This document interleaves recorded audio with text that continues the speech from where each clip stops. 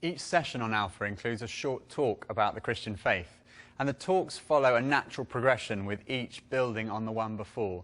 But it doesn't matter if people miss a session, because they can always catch up online.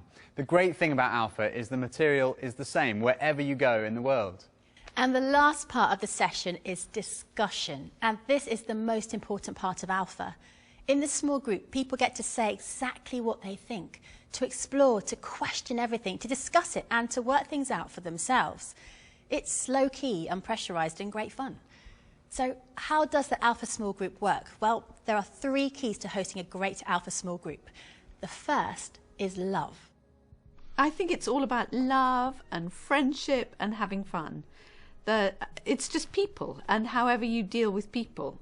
And you want to get people to feel that they can trust you, that you like them, and I think that's the most important thing, that you actually want to make friends with these people. You want to get to know them and love them. Yeah, I think that the key thing for the hosts, the helpers, is that they like people, they love people, and that they're genuinely interested in them and genuinely interested in what they have to say. Because it's, in the end of the day, it's all about respect. If you respect them, even if you disagree with them, if somebody comes as an atheist, but you respect their right to hold their views and you're interested in what they have to say, then they'll talk. And the more they talk and the more people listen with the respect, you get a whole atmosphere in the small group is marked by respect. So the first key to a great Alpha small group is love. And the second is listen. This is a bit counterintuitive, I think. When you're hosting or helping in a group on Alpha, you quite often think, well, people are coming with their questions, and as the leader, my role is to give people the answers. Well, this might be the case in Bible studies or in other groups that you might have in your church, but it's not the case in Alpha. On Alpha, the talk is where we say what we believe, but the small group is where the guests say what they believe. So hosting is about facilitating a discussion between the guests and listening to their point of view. Imagine for a moment that this ball represents the conversation in the small group, and John is the small group host.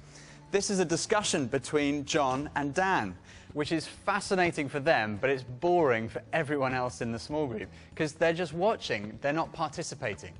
That is not the way the Alpha small group works. Here's another way you could do it. John to Dan and back, and then John to Julia and back. Now, this is better, but it still all revolves around John. That is not the way the Alpha small group works either. Instead, the conversation should look like this. John kicks off the discussion with a question, and then the guests discuss it between themselves. Occasionally, John might need to step in and help keep the conversation going, but ideally, he listens, encourages, and says very little, ensuring everyone is involved. The small group can be ruined by 2 things. One is the hosts or helpers speaking too much instead of encouraging the guests to speak. The second is allowing one guest to dominate the discussion. If this happens in the first session, try to talk to them after the discussion.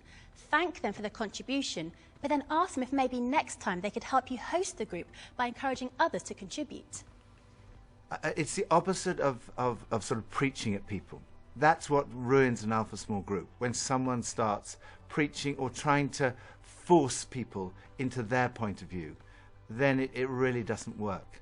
Love them, be interested in them, be respectful towards them, and then they'll come back. And the more they come back, the more they'll hear, they'll begin to relax, and then they begin to open up and their lives get changed. Of course, you'll never get it right. You'll never get it totally right. We make mistakes all the time. You don't want to put anybody ever on the spot, but you also want to draw out somebody who would love to speak but hasn't quite had the courage yet. And it's getting those things right, just watching the people, seeing what they're trying to do. I still make mistakes. I said to people last night when we were training people before the small group, don't try and win the argument. We want to win the person, not the argument. And if you win the person, they'll come back. And if they come back, they'll hear the good news about Jesus. And if they come back the following week, they'll hear the good news about Jesus again. But if you get involved in an argument with them, even if you win the argument, you may never see them again. And they're not going to hear the gospel. So don't try and win the argument, but try and win the person. If you're a group host, your role is to facilitate the discussion. If you're a helper, your role is to look after the guests, making sure that they have everything that they need, but staying quiet in the discussion. And you can play a really important role by encouraging guests to speak out, particularly if you see a guest who's trying to speak but they can't get a word in. We've put together our 6 best tips for facilitating a great discussion on Alpha. Number 1, ask open questions. For example, on the second session, Who is Jesus? Instead of asking closed yes-no questions like, do you think Jesus is God? You could ask, who do you think Jesus is? Or what do you think it would have been like to be around Jesus?